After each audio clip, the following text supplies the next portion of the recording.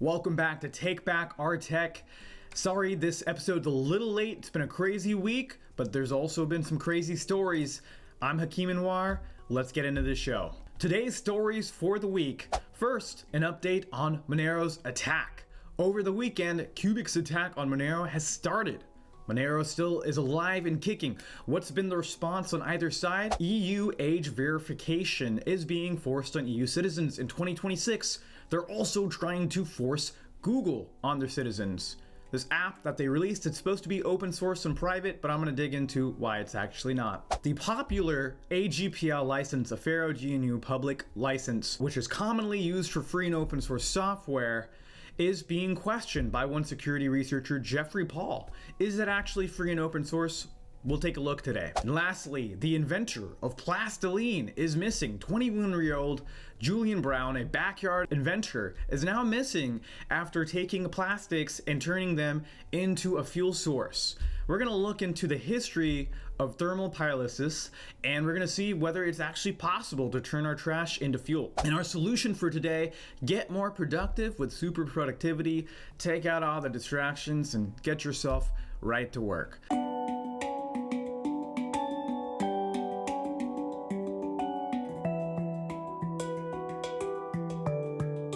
Okay, that's the intro. Let's start with story number one. This is an update to our last story on Cubic. You can find this on TBOT episode number 8.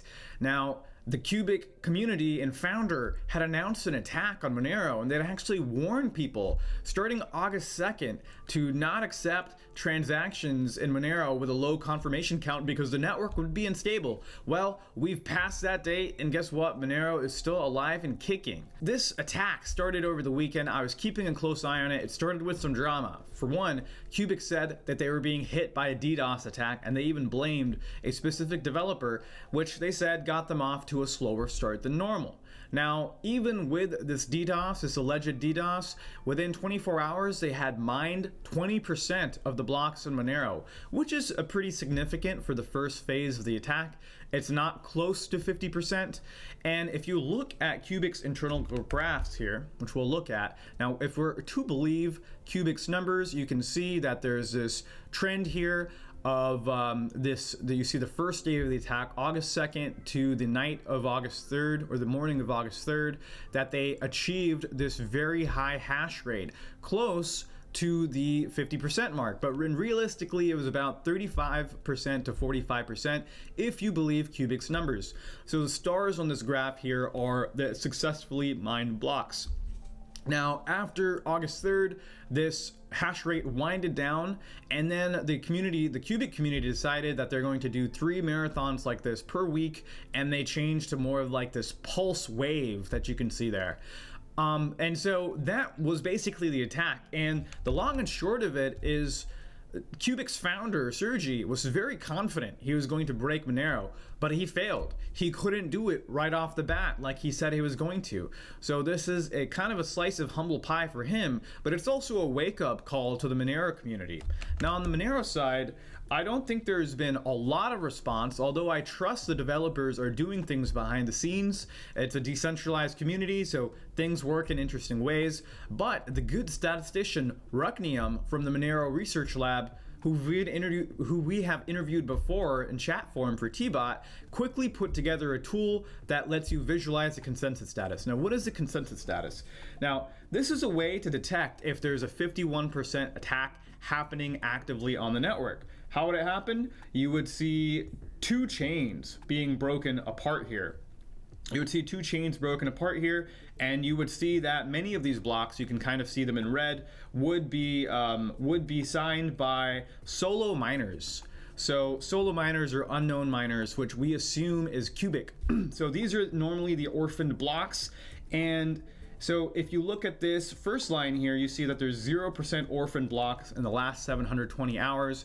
You can go to this pool, I'll put it in the description, to detect if there actually is a 51% attack going on at any time. Right now, it doesn't look like they're at risk, but there is one thing. The Cubic founder says now this has become a war of attrition. He hopes to appeal to miners who want to mine Cubic and other cryptocurrencies that they will eventually shift over from the Monero network into Cubic. So this is new uncharted territory for any cryptocurrency.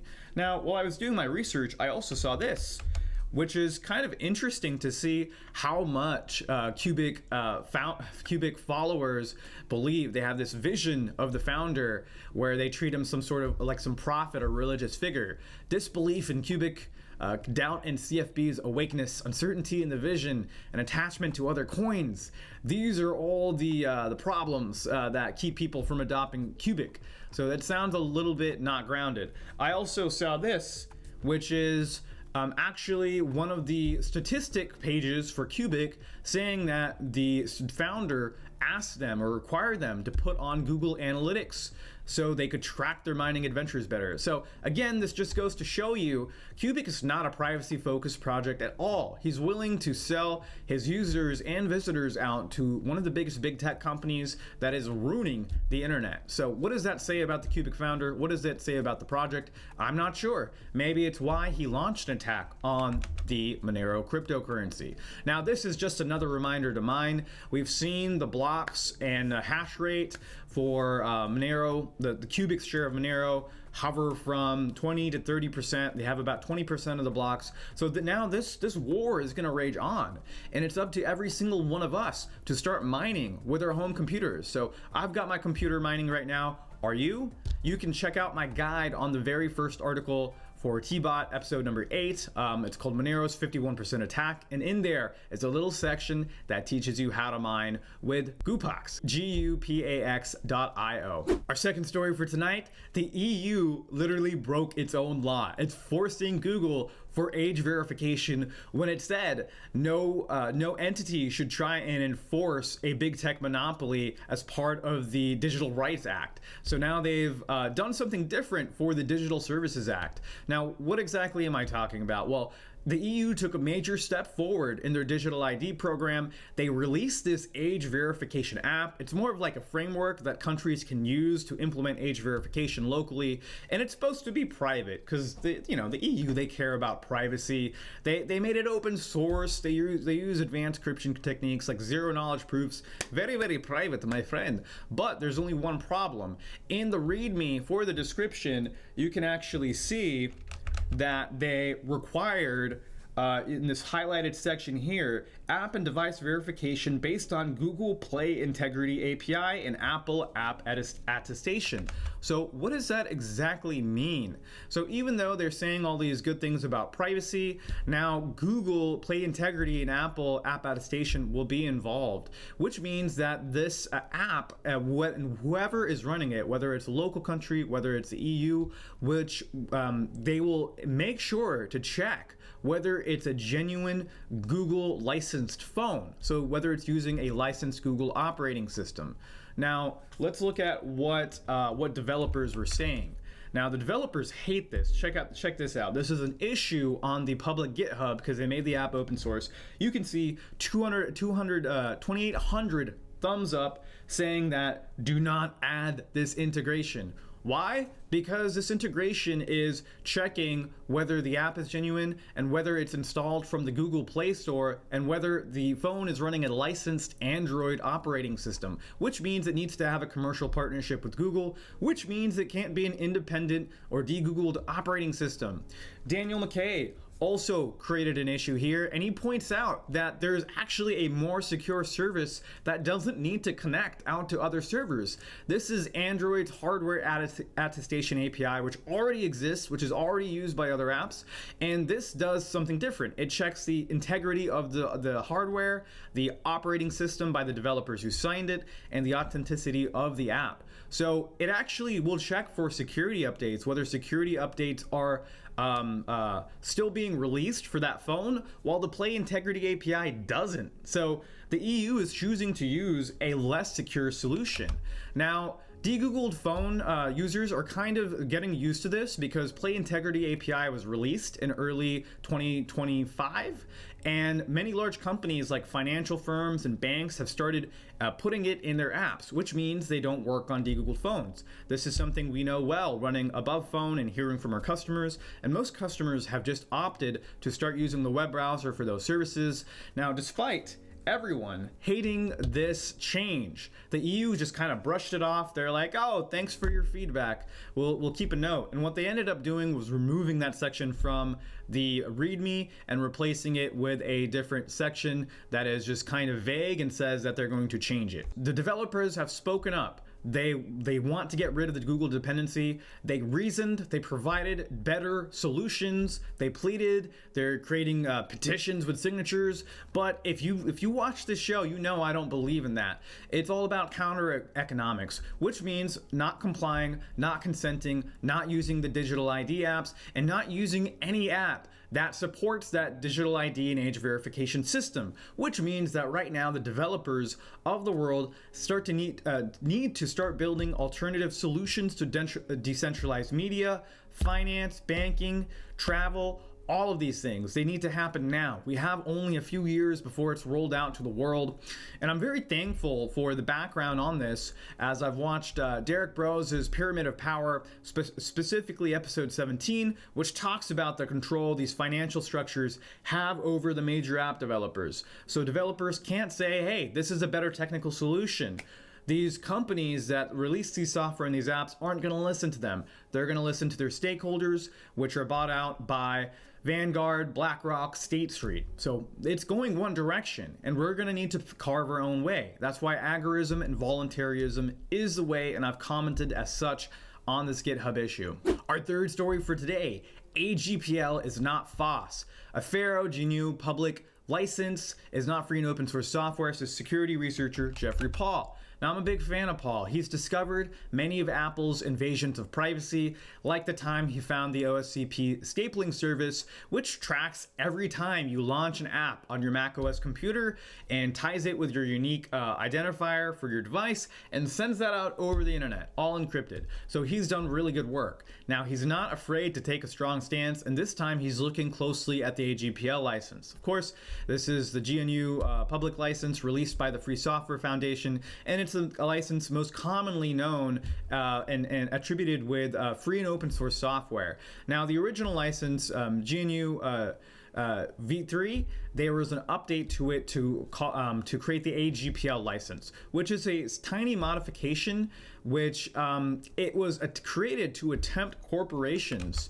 to stop profiting off of free software. So, for instance, if there was free software released and a big company like Amazon Web Services took it and changed it a little bit and released it out to customers, now they would be required to release their changes as well. Now remember, free software gives you 4 freedoms. Freedom to run the program for any purpose, freedom to study how the program works, which you need the source code for, freedom to redistribute copies so you can help others, and freedom to redistribute copies of your modified version to help others. Now notice that the last 2 freedoms it's not an obligation, it's a freedom to do that. So it's the option, whereas the AGPL doesn't do that. Now it becomes an obligation, and Paul makes the case that this is not a software license which grants you permissions. This is actually a license agreement, more like an end user license agreement, and actually constrains the developers for using it for any purpose. For instance, if you're using it privately or you're just using it with friends, you apparently have to give the source code to them as well.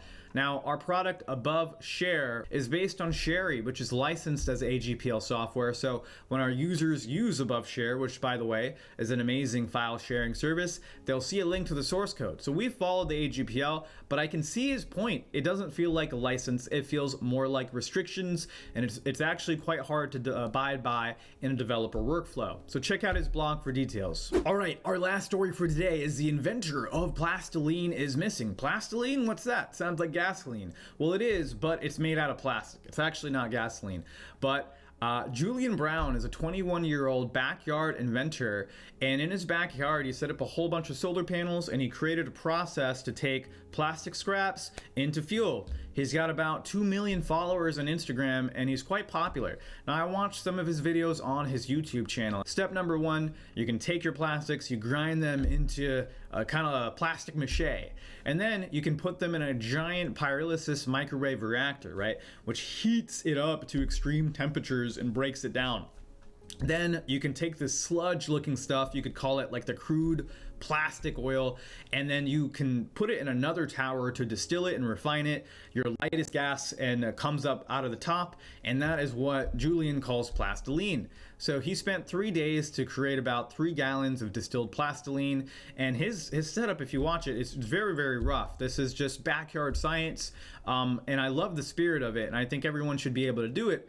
But it's interesting because later on July 9th, he published a video saying that he was under attack and some odd stuff was going on. Now, his mother says he's okay, but he hasn't been heard from since then. Who knows what's going on? Now, when I was looking into him, I saw that he sent some of the samples of plastoline to Ben Katz, a mass spec specialist from UC Berkeley, which could tell you what types of compounds were actually in this plastoline, whether it was safe to use or not. And what Katz discovered was that there's actually high amounts of compounds like toluene, ethylbenzene, and styrene. And all of these are very, very toxic. Styrene is used to make plastic and rubber. You might remember the Ohio train car, which was leaking styrene into the air, and the whole town had to be evacuated. And so it's pretty toxic, and it's not something you'd want to breathe in. It's definitely not something you'd want to put in an engine. Although we love the spirit and we love the ethos of open source science like this making gasoline is not a backyard experiment. You have to spend a lot of times analyzing your product, as we can see, and also what types of plastic you put into it to make sure there's nothing hazardous about it. So some people online love his energy and determination, which I do too. Some other people say he's a danger to himself and others. One thing is certain, if a young man in his backyard could create fuel from plastic, even if it was toxic, then companies should be able to innovate in this field. And they have. This process goes back to the 1970s. It's called thermal depolymerization. So you basically add heat and pressure to plastics and rubbers and other organic materials, which can break up their long chain molecules into smaller monomers, which can be further refined to make fuels like gasoline. So this is not a new industry. It goes back to the 70s when it was discovered. The first company that commercialized it was in 1997 with Changing World Technologies, founded by Brian Appiel. And so they created a plant in 2004 in Missouri to take a bunch of turkey leftovers from a large ConAgra turkey plant, so like turkey carcasses, turkey fat, and they tried to process it using a process similar to this. Now, the plant was shut down within a year because people complained of the smell. It must smell pretty bad. And today there are a lot of different companies taking on the mission of turning plastics into fuel. Maybe this is a thing we'll see in the future. I personally think that people should be able to do the science themselves, but I also understand that it takes a lot of very sophisticated equipment to do it. I don't know why we're not recycling all of the plastic in the nation. I think we should get to the bottom of this and clean this process up. And my question to you is, should we encourage backyard science or just leave it to the companies? And what do you think happened to Julian? Do you think he knew too much?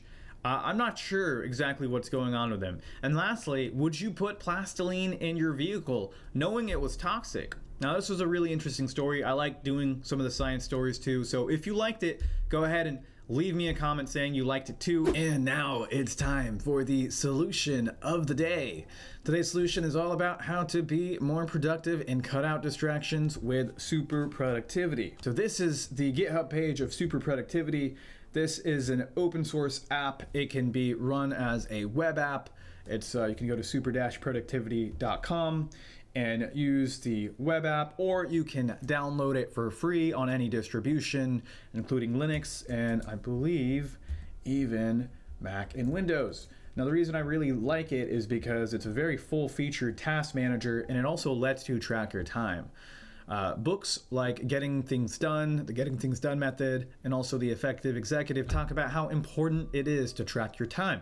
So I used Super Productivity and other apps to track my time. Now, I've already gone ahead and set in some tasks here, and so a lot of the times you need to clear out all your distractions, put your phone in another room, and just sit down and start to write my memoirs. So I can go into this actually. Let me pause this and actually go into it. See here, you can pause it, and then you can also start a focus section, which is what I like. So when you start a focus session, you can keep this up in another window, and you can actually set a time for you to complete the task without having any other distractions. Now, the default time limit is 25 minutes. It uses the Pomodoro technique, and then it basically ends. But if you finish the task early, you can just hit next, and boom, confetti explosion, it is done. Now, the other thing that they've been doing is they've been adding a lot of new features. As you're tracking your tasks and their time throughout the week, they'll actually auto-populate on your schedule. So you can schedule tasks for the following days, or you can just automatically see how they fall throughout your day, which is really useful. Then more recently too, there is a planner, right? So if you just brain dump all your tasks at first, which is a really good way to start, and then figure out, okay, what tasks can I do today, and what tasks do I need to be saved for tomorrow, and what tasks are very similar, so I should group them together. You can actually take it and, okay, the doggo can be walked tomorrow, or you can actually put it in a specific schedule. So I really love the user interface and user experience of this. You should definitely check it out. There's also a cool Kanban feature, and I just need to add a number of different tags to get this to work, and then it should break it up into a Kanban board. Now, another cool thing about it is you can organize it, you can create subtasks, you can attach files or links, and you can do your time tracking. Now, the great thing about it is you can get reports at the end of the day as well. Where are the reports? Where are the reports? There is a work log here, right? And so you can get statistics. There's also, I believe there is a daily summary on the evaluation panel. Quick history. Cool. So it'll give you a list of all the things you've done throughout the day, which is a really good thing to do. If, for say, a client or someone wants to know how much work you've been doing, or you want to know how much time you spend doing things. So again, this is Super Productivity. You can download it off of GitHub or at super-productivity.com. It's definitely a must-have for anyone who wants to get things done. And remember to follow us. Remember to share us with your friends. This is a completely, self-driven effort. And we really appreciate your following us and your support. So follow us on tbot.substack.com and takebackouartech.org. And remember, my friends, your connection is sacred.